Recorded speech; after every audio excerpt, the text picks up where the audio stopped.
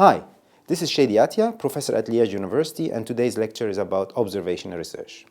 Well, this is the first video of a series on observational research, and I invite you to follow the next videos that will talk more into detail about the research design, about the data collection, how to design your survey, how to conduct statistical tests, and so on. Now, the audience of this presentation is mainly researchers who are conducting quantitative research based on observations. And when we say observations, we can also use the term correlational research. The lecture is helpful for researchers preparing a thesis, a dissertation, a conference, or a journal publication. Now, we are familiar with the 5 families of research that are falling between quantitative and qualitative research methods. The quantitative research methods are mainly experimental research, observational research, and modeling research. Previously, we had a playlist on experimental research, and in this video, we'll start to focus on the observational research.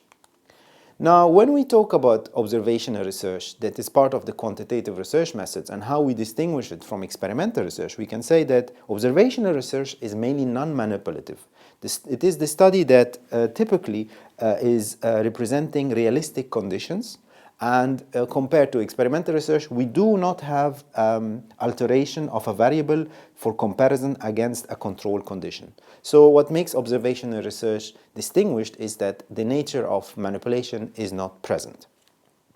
Now, the objective of this presentation is to help you to enhance your capacity to conceptualize and design and conduct observational research, and for sure to formalize an appropriate research strategy and study design based on best practices.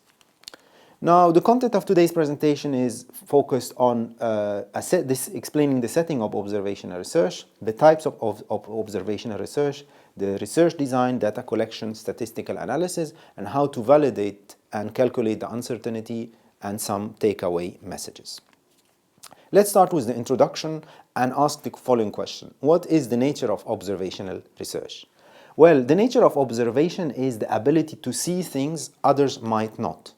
An observation in terms of science can be the collection of certain data or values recorded or monitored by any scientific instrument during a science activity and establish a correlation. Now, if we say measured by a scientific instrument, it can be even through a survey that is conducted by humans. But the most important part here that we are trying to monitor or record some observations and start to work them out. Now, what distinguishes observational research compared to experimental research? One of the major features of observational research that it is seeking to describe and to test. And when it comes to the number of units, we are looking to large numbers of units of the subjects that we want to conduct the observation for, and we are also looking for a large number of variables. Compared to experimental research, here we are having a different reality, because in experimental research we are looking more to explain and to test.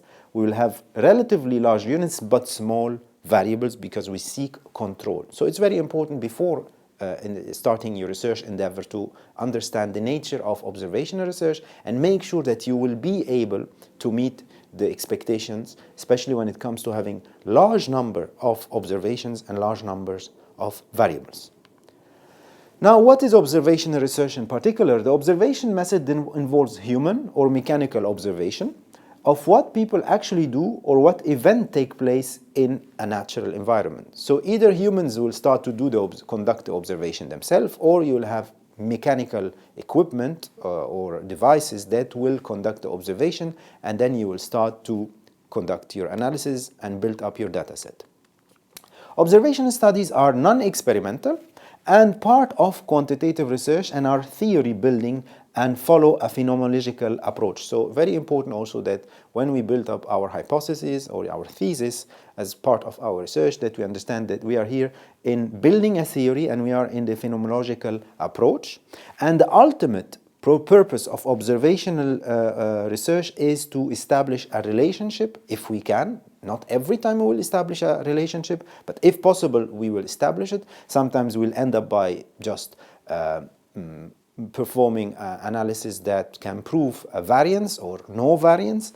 We can maybe end up with finding a proof for association, but ideally we are seeking here correlations and if possible also causality. But it's not always sure that we will reach that when we are starting to compare the different variables of our research study.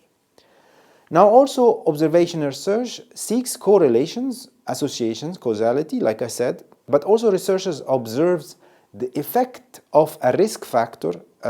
They do diagnostic tests, they do treatments or other intervention without trying to change the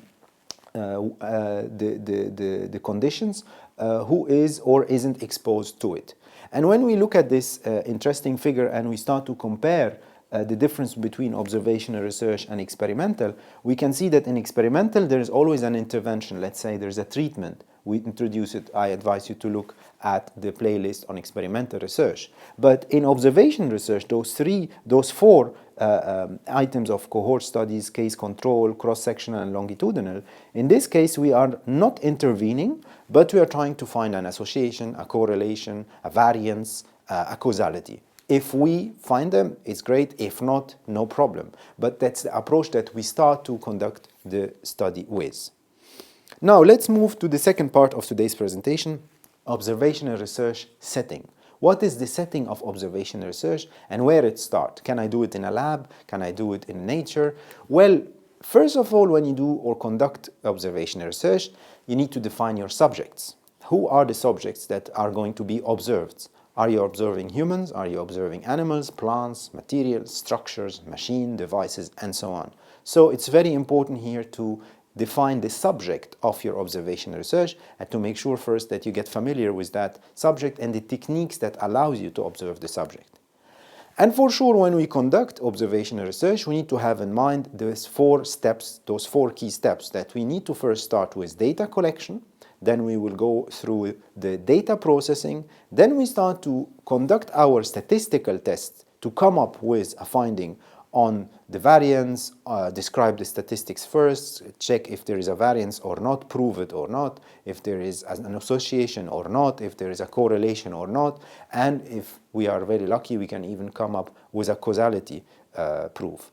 But in any case, from this approach, we go after the data collection and processing by testing the different the hypothesis through different tests, and finally we can start to do validation and application, meaning that even if you came up with a correlation, an association or variance, you always need to use tests and you need always to validate the output of your research. Keep those 4 points in mind every time you start to work on your research so that you are able to think in a structured way and in order to meet the expectations for each of those 4 steps and find for each of those steps the protocols and the standards that will help you to go through them. Now, where the observation is carried out in the settings of not laboratory experiments, because this will be the experimental research, but mainly in field experiments. So when we talk about observational research, it's associated with field work. And field experiments here, they are looking at independent variables, but in real life here we are not looking for manipulation, we are looking for real settings as they are. So more likely they are reflecting the real life, less control over the independent variables, and when we do these kind of observation, even in natural experiment like living labs, for example, we will conduct them in every environment, everyday environment of the participants, if the subject is a human, and we will try to reflect real life high external validity. And we have a disadvantage here of observational research. It's very expensive from a time point of view, from a cost point of view, and there is no control over my independent variables. So it's important to take this into account. It requires time to conduct those observations. We will have them in the natural environment. If we are doing with human beings, for example, we need their consent, and this is all part of the challenge. Now, allow me showing you some settings of observational research that we could be working in. This is, for example, having the subjects patients, for example, and collecting data about the patients, the vital signs. Even we can ask about their perception, about their feeling. These are all environments where we can conduct observational research in the medical world, in the clinical, pharmaceutical. We can also do it in nature if we are going to do sampling, for example, collecting sample from nature, temperature of samples from water, plants, and so on, creatures, and so on, animals, and so on. Also, we can do observation in living environments, let's say in a city center, in the city, outdoors, we can do it in buildings, and we can start to conduct these observations. So the setting depends on the objective of your study and the type of data you are trying to collect and the resources you have available to your study. And here comes the very important aspect of pragmatism. Don't try to design your research without being sensitive to the setting where you are going to collect your data and your accessibility to this setting and the availability of the data there. In general, we have 5 different features that you should consider when designing the ideal observation study for your project. We say that we can have natural environment versus contrived. We can look at the observation disguised or non-disguised. We can have human observations or mechanical observations, meaning that we do it ourselves through surveys, or we have devices that do the observation for us. We can have a direct observation or indirect observation, and we can have structured and non-structured observations. In the following videos, I will explain more into detail the different settings, but for now, you need to know about those 5 major ones. Now let's move to another topic which is also important. After talking about the setting, let's talk about the type of observation. Now, in reality, there is no clear definition or structure or categorization of research types that could be considered as subcategories within observational research, because we have different fields that apply this methodology. We have the medical, they have the engineering, we have social sciences, we have different domain, human sciences, and so on. But we can see that in general, there are 4 kinds of research strategy. And you need, from the beginning, early on, to be familiar with those strategies and design your research in a way that makes you directly select one of those. Well, the 4 types of observational research are mainly cohort study, case control study, cross-sectional study, and longitudinal study. Those are the most common that there is an agreement on their presence in most fields. And one of the things that we look at when we are starting to work on these studies is that we are looking on the level of evidence. This graph, I always use it, is very famous on the levels of evidence, and as you can see that with observational research compared to experimental research, the level of confidence is a bit less, because in this case we don't have random controlled trials that give us full evidence or solid evidence about the influence of a variable and the independent variables influence. But as you can see, we explained this graph earlier, that we can conduct observational research if we are doing meta-analysis using observational research techniques, which are mainly statistical analysis, for several randomized controlled trials that are already published and available. So we can intervene and use the observational research if we are doing meta-analysis for random controlled trials. This could be one of the ways to have a very high level of evidence. The other way is to use systematic reviews of case control studies or case control studies, directly conduct them, or to do in general these types of tests. So it's very important to position observational research that compared to experimental research, it has a less level or a lower level of evidence, and in this case we cannot directly have a high reliance, and therefore we need to do a lot of validity tests to measure the uncertainty, the range of error of our analysis, and how can we generalize. Because at the end of the day, you will try always to have a sample that represent the reality. It's very difficult to have data about the whole population. And therefore, when you do these sampling techniques, you will have a high uncertainty, so you need to calculate them in opposite to experimental research. Now, when we look at the 4 or the 5 families of research methodologies, again, observational research is considered as a research that can come up with conclusive findings. It can come up with indicative evidence, but definitely it's not easy to come up with these conclusive findings. So we need to be always careful when we are conducting it. We can perform systematic reviews using observational research. We can do meta-analysis in the observational research. And for sure, the most common four types are the cohort study, case control, cross-sectional, and longitudinal. Now let's move to the fourth part of today's presentation, which is the research design. How can I design my research when I'm performing an observational research study? Well, first of all, you need to focus on your research question. Research question is so important. So how do you define your research goals will be based on your ability to define your research questions. So you need first to identify the methods of observation to be used, because it might involve the following. You should answer the following question. Why are you interested in observing a sample or a certain group? This should be the first question you try to answer. What is the scope of your observation? And what ethical concerns may affect your study, especially if you are observing human beings? It will be very sensitive in this case. So answering those questions is part of the exercise.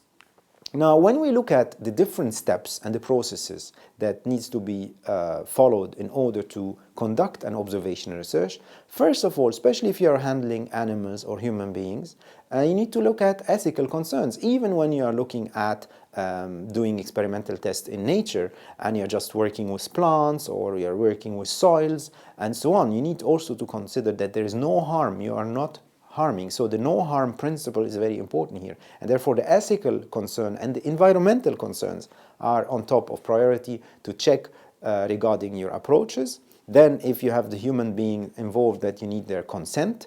It's ideally to pre-register the project and pre-register your methodology before starting for transparency purposes and to make sure that you are following professional conduct and that you have an ability to allow experts to review your methodology. And in case you have any issues with data collection, you are definitely reducing any risk of manipulation. Also, you will need to have a data management plan. You will need then after to conduct the literature review and start the operationalization process to figure out what variables are you looking or seeking to measure.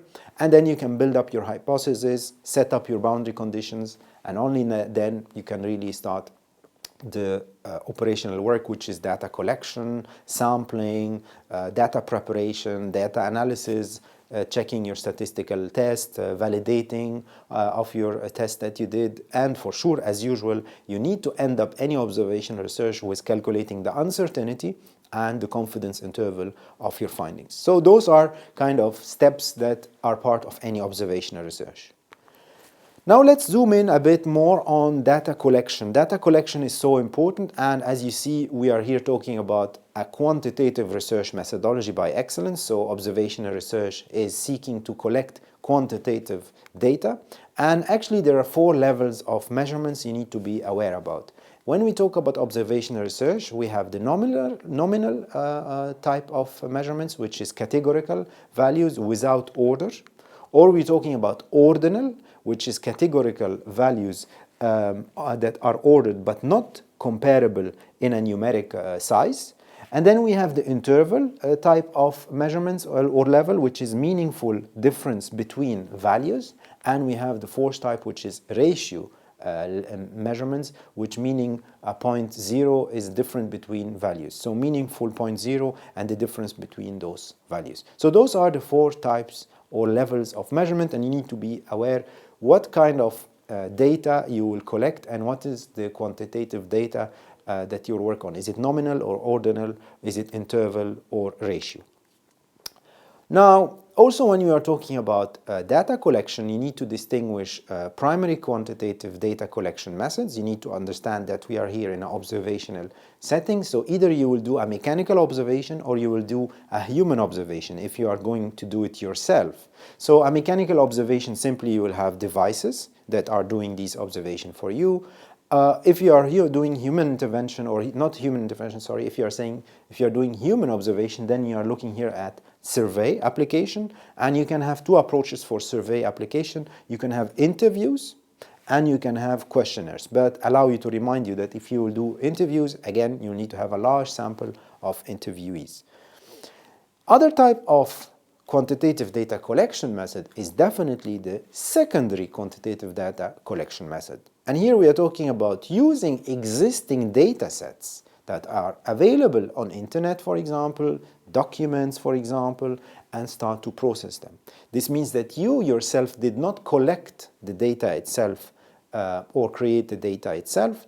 You didn't conduct the observation itself, but you are relying on existing observations that are reported and found in literature. So it's important to focus here on those two types and also distinguish them and select which type of data collection method you are going to use.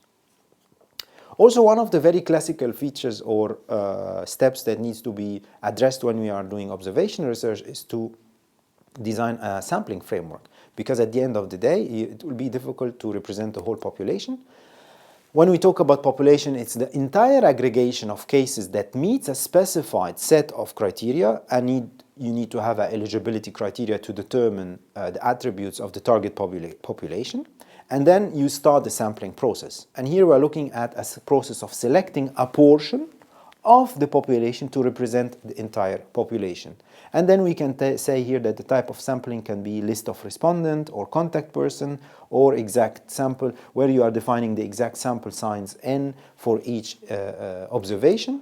And it needs to be, you need to make sure that your sample is accessible. So this population needs to be accessible, so the population of people available for the study. And finally, the target population is the entire population in which the researcher is interested and to which he or she wants to generalize the results. So it's important to take this into account when we are working on the observational research and address these topics.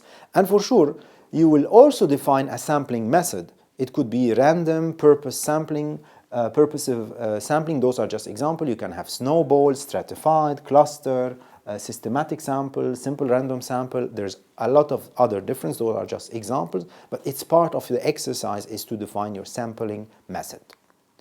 Now, once this is done, you have the data collected, you define the setting, you have your sampling framework. Now comes the statistical data, assuming that you already collected the data and you now want to conduct a series of statistical tests to make a meaning out of the data that has been collected and maybe find an association, a correlation, describe the variance, and so on.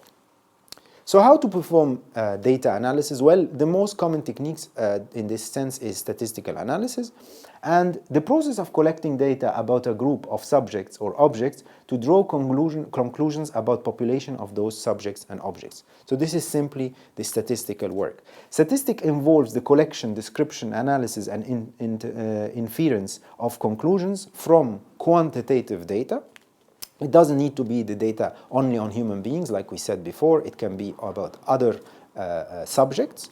And for sure, in this sense, when you collect the data, you have to make sure that you start to clean this data. And the cleaning process involves looking at the basics, redundancies, trying to avoid them. If there's outliers, you try to correct them and check these extreme values. If they are measurement issues, why they are there, try to justify their presence. And if there's any missing information in your data set, you start to work on marking these missing points and you start to imputation, for example. But what is very important is to start to convert this data into readable format for your computer in order to start to have spreadsheets or have certain software that will help you to treat this data, and then you can finally code your responses in a systemized way that will allow to move to the next step, which is treatment of the data and processing of the data and performing the different statistical tests.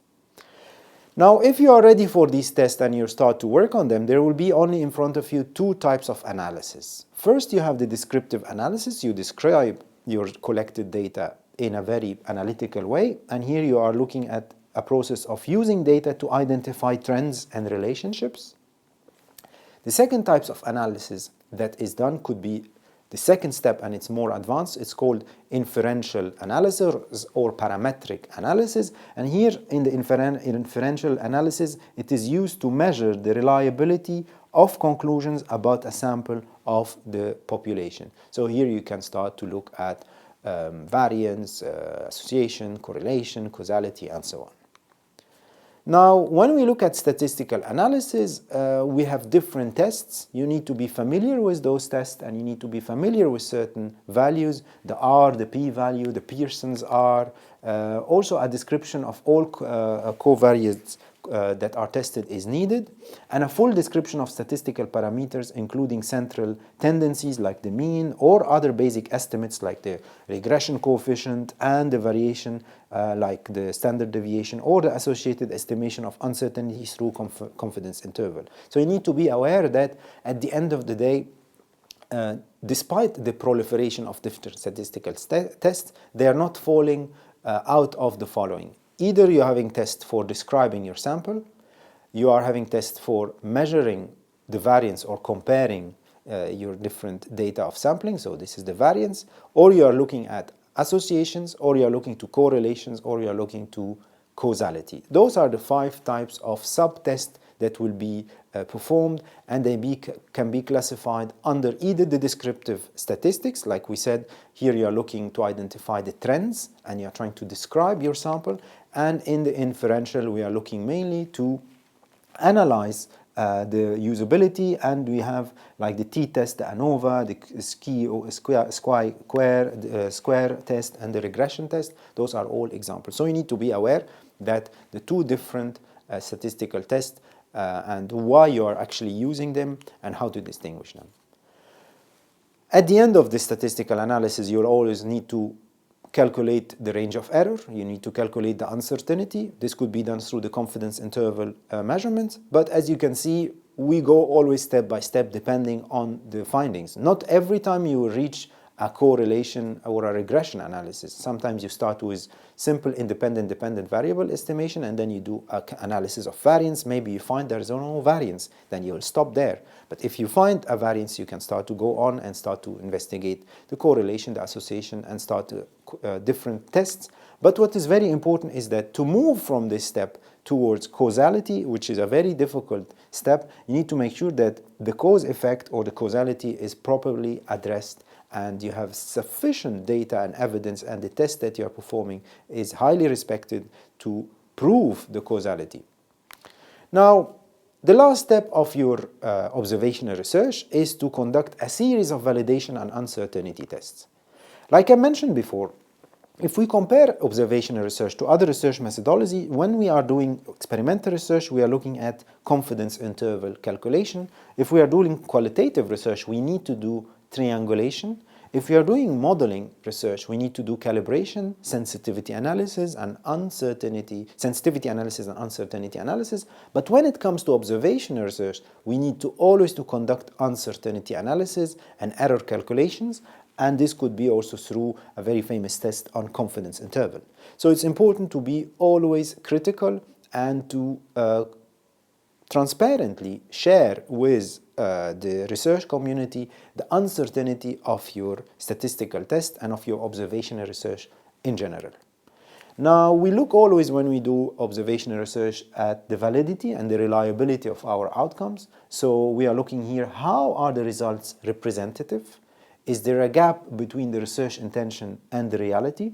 Can we confirm the findings? Is the findings credible? This is on the internal validity level. And on the external validity level, we are asking ourselves, what is the dependability of this information? Is it very context specific? Does it depend on certain variables? What is the ability to transfer this information to other contexts, to other type of population or samples? And for sure, based on the external validity and the test associated with external validity, only then we can generalize or not. Also, it's very important to ask ourselves the question of, would other research have the same results? If somebody else conducted the same work, would they have the same results? And this brings us to a very important aspect of reproducibility. But when we start to work on these statistical tests, we look at reliability test, where we are trying to measure the consistency, and we use a very famous Cronbach alpha kind of test. And it's not a statistical test, it's an indicator or a coefficient of consistency, and it estimates the reliability of your variable. If you are on the 0 side, then there is no consistency in your measurement of the variable. If you are in the around the one number, then you are having a good test and you have consistency, and in measurement of your variable you are having higher level of reliability. So this is very important as one of the aspects of measuring reliability, and we need to have at least 3 indicators that are required to calculate the Cronbach alpha test. Also, another important test that we perform is the confidence interval, and here it's a probability that a parameter will fall between a set of values, and here you can communicate that your findings are falling a certain range of confidence, 90%, 95%, 99%, and so on. And the confidence interval is also very important in order to measure the uncertainty of your results. When we talk about confidence interval, it's assigned to the value of an unknown parameter, and it is the degree of uncertainty around a certain effect with a sampling and a sample size, sampling error, and a sample variation. And these equations, we use them to start to estimate how far we are close to reality or far away from reality, and if we are close to the average mean of my real population average mean, or if I'm far away from it. If the study were to be repeated a large number of times, each time by randomly sampling the same number of individuals from the population, we can come to the confidence interval, and we ask ourselves how much did the outlier affect the confidence interval. So it's very important to look at that aspect. And finally, also as part of this validation step, we need to look at reproducibility and ask ourselves, would another research have the same results? So we need to tabulate your data and supporting information. You need to generate a data set, make it accessible. You need to share your input files and version information. You need to allow somebody else internally in your institution or in your research group or externally to walk the same footsteps that you took and check how far your work can be reproduced. And you must also report observational details of the material synthesis and the treatment, including some of the photographs of the experiment or the setup of your observation, the footage of some of the repeats that you did, and so on. So it's very important to look at this aspect. And here we're talking about the 3 famous R's: randomization, reproducibility, and reducing noise. Those are 3 important aspects that we apply when we do observational research. So I also would like to share with you the information, the importance of the validity. So here you have to show the data from your calibration or your validation test using standard materials. Show error bars. It's very, very disappointing to find observational research with explicit numbers coming out without any error bar for the data. So use error bars as a way to talking about the uncertainty or the number of repeats you did in your observation. And you need to conduct also uncertainty checks, process for verifying the information obtained from an uncertainty analysis if relevant in order to reach a conclusion or a recommendation. These are all very important aspects to take into account, and you need for sure to conduct statistical tests that estimates the effect of the size of your sample, like the Cohen's test, the Pearson, for example, test, and the confidence interval like we mentioned before. By that, I end up today's presentation, but I have some takeaway messages on observational research, since this is the first video on a series on observational research. Observational research is seeking to describe and test. We use large number of units for measurement or subjects of measurement, and we use large number of variables. Also in observational research, we aim to describe and identify relationships of subjects or object samples using large number of variables and data samples. This is very important. You need to emphasize the objective of your measurements, and you can have 3 types of measurements for your data collection. Either you are doing it for human beings, you are collecting data about human beings, you are doing direct observation surveys, for example, or you are collecting data mechanically, so you have devices that are collecting the data for you, or you are doing it online through secondary data, so you are already using existing published reports and articles and using the secondary data as your basis for your data set. You need to rely on statistical analysis all the time, either to describe your sample, to do inferential statistics, or for validating your results. And for sure, do your best to calculate the uncertainty and the range of error of your samples and your findings, and you need also to calculate the representativeness of your sample that you are using. And finally, Avoid weak statistical tests and seek always the reproducibility. Reproducibility is so important because if you made a mistake, only this transparent way of sharing information will protect you in case you made a mistake and will allow others to understand that you are seeking the best, but you had some issues. By that, I end up today's presentation. Thank you very much. Don't forget that this is the first video in a series on observational research. Next videos will come more with detailed explanation, and don't hesitate to engage with this playlist and watch all videos. By that, I thank you very much for your attention. Today's lecture was about observational research. Thank you and good luck with your research.